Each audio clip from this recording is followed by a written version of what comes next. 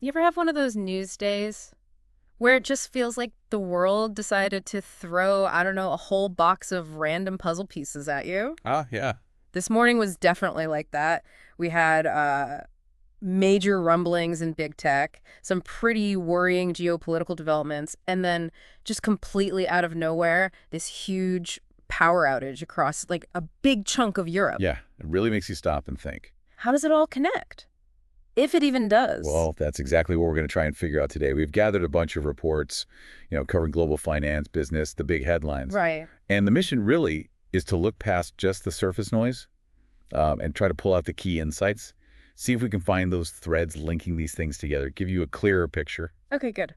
Where should we start? Maybe the tech sector. It feels like that's, well, often where the global economic engine is really revving or sometimes, sputtering. Sounds like a plan. Yeah. Yeah, this week, all eyes were definitely on the earnings reports. The Magnificent Seven. Right. Microsoft, Apple, Meta, Amazon, the big ones. Exactly. And there was this real sense of anticipation, almost like waiting for a major weather forecast, like you said. Yeah. And it wasn't just anticipation, was it? There was some nervousness baked in. Oh, absolutely. That anticipation, it definitely carried this significant undercurrent of concern, especially with the news about Huawei. Ah, the potential rival AI chip. That's the one. Reports they're testing something that could rival NVIDIA, even Amazon stuff. Yeah. And that's in a real tremor through the market. You saw NVIDIA and Amazon stocks take a hit. Right. And what's fascinating there isn't just the stock dip itself, it's what it signals. A potential disruption, maybe, to the dominance of these current tech giants. It's more than just one company versus another. Exactly. It speaks to that intense global competition in AI and this critical tech and, the potential for some really significant shifts in the balance of power down the line. Yeah. It's a good reminder, isn't it? Even the biggest players, they can't just stand still. But looking at the broader U.S. markets, it wasn't all doom and gloom, was it? J.P. Morgan seemed a bit more optimistic. They did, yeah. Their trading desk adopted what they called a tactically bullish stance on U.S. equities. Actively bullish. Okay. Their reasoning was tied to, well, expecting strong earnings from those big tech firms we just talked about, plus maybe some new trade deal announcements coming through. Okay. But, and this is the interesting part, the tactical nature of it. They also warned that this upward push, it might be temporary, could fade in just a few weeks. So a short-term boost perhaps, but maybe not signaling like fundamental long-term strength? That's how it sounds. Yeah. It makes you wonder, what underlying vulnerabilities are they seeing that might cap this rally? Good question. And sticking with trade for a sec, Treasury Secretary Scott Bessent, he made some comments suggesting the U.S. is looking beyond just China now, like a wider network. That's exactly right. Besant basically said, look, the ball's in China's court on de-escalating trade tensions. But in the meantime, the U.S. is actively making progress with a whole lot of other countries. How many? He mentioned something like 15 to 18 others, including potentially a deal with India. Wow, okay. So yeah, it signals a real strategy shift, diversifying trade partnerships. Right. Which, could have huge consequences for global supply chains, maybe forming new economic blocks. It suggests they're moving away from just focusing everything on the U.S.-China relationship. That definitely broadens the picture. We also saw Treasury yields dipping a bit and Bitcoin was up. Is that like a flight to safety thing? Yeah, that combination often points to more uncertainty, a bit of risk aversion creeping into the market. Okay. When Treasury yields fall, that's the return on U.S. government debt, it can signal worries about future economic growth. Yeah. People tend to buy those safer government bonds when things feel uncertain. Right. And at the same time, Bitcoin going up, even with all its volatility. Well, some might see that as investors looking for assets outside traditional markets, maybe as a hedge against inflation or just broader economic wobbles, especially with all this talk about recession risks still lingering. Makes sense. Okay, let's pivot quite sharply now over to Europe. This massive power outage in Spain and Portugal. The scale sounds huge. Public transport, airports, everything affected. It was a massive disruption, yeah. To have most of Spain and pretty much all of Portugal just plunged into darkness. The knock-on effects on essential services are huge. And what was the cause? Do we know yet? Well, the initial explanation from Red Electrica, Spain's grid operator, pointed to sharp power swings or oscillations in the grid frequency. That seems to be the primary cause they identified. Oscillation, what exactly does that mean in terms of a power grid? Sounds almost musical. Yeah, a bit. Think of the electrical system needing to run at a really precise rhythm, right? Around 50 hertz usually in Europe. Super steady. Oh. That keeps everything working properly. But when that rhythm gets unstable, like an instrument suddenly playing way out of sync, it puts stress on the whole system. These sharp power swings are just rapid, erratic jumps in that frequency. Ah, see. And if they get too wild, the grid's safety systems basically just shut things down to prevent worse damage, which looks like what happened here just after midday in Spain. Wow. And it wasn't just, lights and trains, was it? Didn't Repsol's oil processing plants get hit too? That's right, yeah. All of Repsol's units in Spain, which process something like 775,000 barrels a day collectively, they were affected. That's huge. It really highlights a critical vulnerability, doesn't it? Right. How much essential infrastructure, like energy production, relies on a stable power grid. An outage like this could easily have ripple effects on energy markets, supply chains. You'd think. But interestingly, the stock markets in Spain and Portugal, they seemed, okay, relatively unfazed. That is a key point. Spain's IBEX 35 index did trim some earlier gains after the blackout hit, sure, but the fact that trading just carried on suggests a certain resilience in the financial markets. Maybe they expected it to be fixed quickly. Perhaps. Mm. Or maybe it just wasn't seen as systemic financial risk immediately. It's also worth noting, France apparently felt a brief impact too, and the early signs point towards a technical fault, not, a cyber attack. Oh, thank goodness. That would have been a whole other level of worry. Definitely. A technical fault is bad enough, Yeah. but a coordinated cyber attack on that scale, Mhm. that would raise massive security alarms everywhere. Right. Okay, let's jump across the Atlantic again. Canada. There's an election coming up, and it sounds like President Trump's shadow, or at least the memory of his tariffs and rhetoric, is playing a role. Oh, absolutely. The Canadian political scene is definitely being shaped by memories of Trump's tariffs and his general approach to trade during his presidency. And the polls are showing a tight race. Very close, yeah. Pre-election polls show Prime Minister Mark Carney's Liberals just slightly ahead of Pierre Poilievre's Conservatives. Which is kind of surprising, isn't it? Because reports were saying the Liberals were trailing significantly not that long ago. It seems like Trump's past actions might actually be helping Carney. Yeah, it's a fascinating dynamic. That seems to be a crucial insight from the reports, yes. Surveys suggest a fair chunk of Canadian voters think Carney is, well, better equipped to stand up to potential future actions from Trump. Yeah. And that feeling seems to have given the Liberals a bit of a boost. Meanwhile, Poilievre's focusing hard on domestic stuff, cost of living, housing deficits, the key pocketbook issues. Right. But his political style, maybe some policy positions, are seen by some voters as maybe a bit too close to Trump's playbook. And that seems to be a point of concern for those voters. It really shows how international stuff can just bleed directly into domestic politics. What about the regional picture? Still the usual strongholds? Pretty much, yeah. The Liberals draw their main strength from Ontario and Quebec, Yeah. traditionally. Conservatives are dominant out west, Alberta and Saskatchewan. And the electoral system, that first past the post thing. Right. That system often gives the Liberals an edge, too.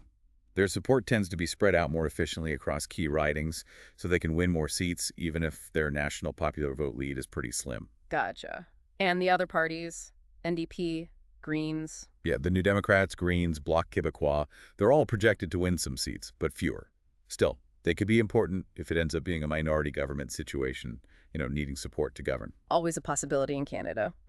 Okay, let's head way down south now. New Zealand. There's a kind of unusual situation brewing with the banks and a big lawsuit. Yes, this is definitely worth watching. The new Luxon government down there is proposing a law change, and it could retroactively affect a major class action lawsuit against two huge banks, Commonwealth Bank, CDA, and ANZ. Retroactively. Wow, that sounds controversial. What's the lawsuit actually about? So this class action kicked off back in 2021. It alleges that ANZ and CBA's subsidiary, ASB Bank, didn't properly disclose certain information to their mortgage customers. And we're talking a lot of customers, over 170,000 combined. Okay. And hadn't there already been settlements related to this? There had, yeah. The banks previously settled with the Commerce Commission. ANZ paid out $35 million to over 100,000 customers. ASB paid $8 million to about 73,000. So why the class action then? Well, the borrowers in this new class action argue that those earlier settlements basically shortchanged them. They didn't fully cover the losses they incurred because of the alleged disclosure failures. Right. And now the government might step in to potentially limit payouts from this lawsuit. Why? The government's stated reason is concern about, well, potentially huge payouts from the class action, they're worried it could hurt the availability of credit generally and maybe reduce competition in the banking sector. Okay. So the proposed law change would give courts the power to actually reduce or even deny compensation in these kinds of cases, even though the case is already underway. I can imagine the lawyers leading the class action aren't too happy about that. Not at all. Scott Russell, the lawyer for the borrowers, he called it an outrageous use of power. Pretty strong words. Yeah. But on the flip side, the banking lobby, unsurprisingly, has welcomed the idea. They say it brings clarity and certainty to the legal situation. It definitely raises some big questions, doesn't it? Balancing consumer rights against financial system stability. Absolutely. A really tricky balance to strike, and doing it retroactively adds another layer of complexity. Okay, let's shift focus again. Geopolitics, Russia and Ukraine. What's the latest there? Well, reports indicate Russian President Putin announced a symbolic 3-day ceasefire, timed around the Victory Day commemorations, the end of WWII in Europe. Symbolic being the key word, maybe. Right. How did Ukraine respond? Immediately dismissive, basically. They called for a much longer ceasefire, at least 30 days, if it was going to be seen as a genuine step towards de-escalation, not just 3 days for a parade. Right. And the U.S. perspective, the Yeah. White House. Yeah. The White House press secretary repeated President Trump's desire for a permanent end to the fighting. Also mentioned his growing frustration with both Putin and Zelensky. History isn't exactly encouraging for these ceasefires holding, is it? No, not at all. There have been so many attempts since the conflict started, and they almost always break down pretty quickly. The recent Easter truce, for instance, basically fell apart immediately with both sides blaming each other. Beyond the ceasefire talk, any other movements? Diplomatic, aid? Well, Kyiv reported some progress negotiating a minerals framework deal with the U.S. Apparently, after a concession from President Trump that past U.S. military aid wouldn't be held against them in those talks. Interesting. That could be significant long-term for Ukraine's economy. Potentially, yes.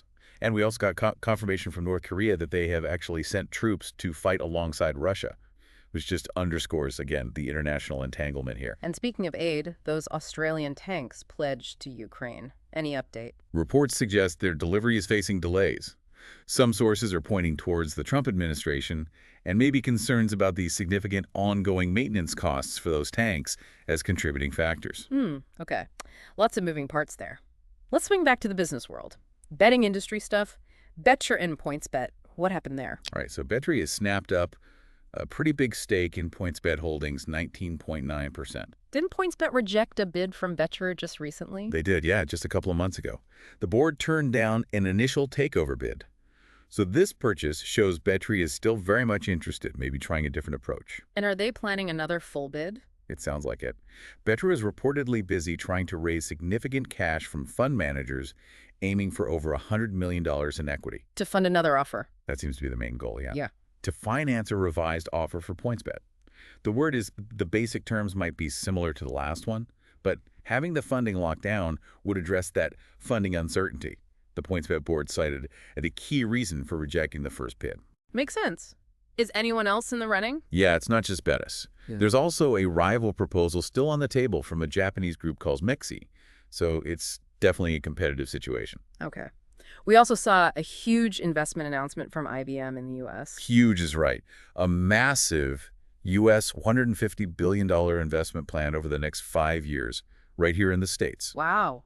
What's the focus? A big chunk, reportedly over U.S. $30 billion, is earmarked specifically for R&D, focusing on American-made mainframes and really pushing forward on quantum computing. And this fits into a broader trend, doesn't it? More companies investing domestically since Trump's election. It seems so, yeah. It comes against that backdrop of increased corporate investment in the U.S., maybe influenced by the administration's focus on domestic investment trade policies. Who else has been doing this? We've seen similar big announcements from companies like Apple, Eli Lilly, NVIDIA, all pledging significant investments in U.S. manufacturing and research since Trump took office.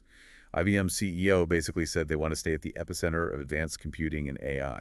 So maybe a trend towards more domestic focus in these really key strategic areas. That could be part of the narrative, yes. And just quickly on the markets, the ASX, the Australian market, had a good day following Wall Street. Yeah, the Aussie market seemed to react well to the overnight gains in the U.S., maybe also helped by any signs of easing global trade tensions, though the reports didn't specify exact drivers. Okay.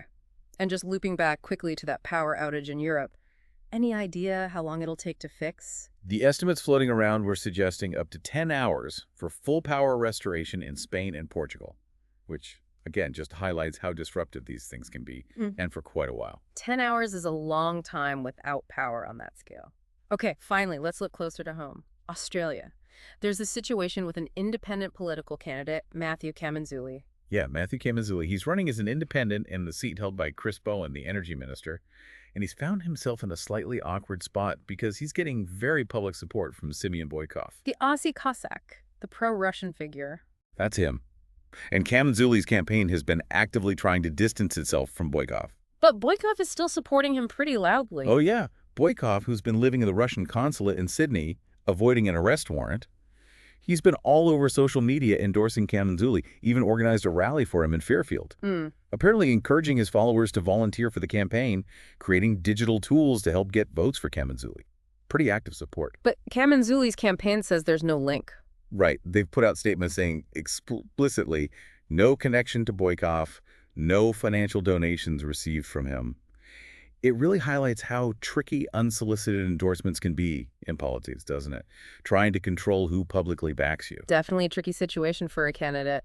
Wow. Okay, so we've covered a lot of ground. Tech volatility, power grids crashing, elections, lawsuits, geopolitics.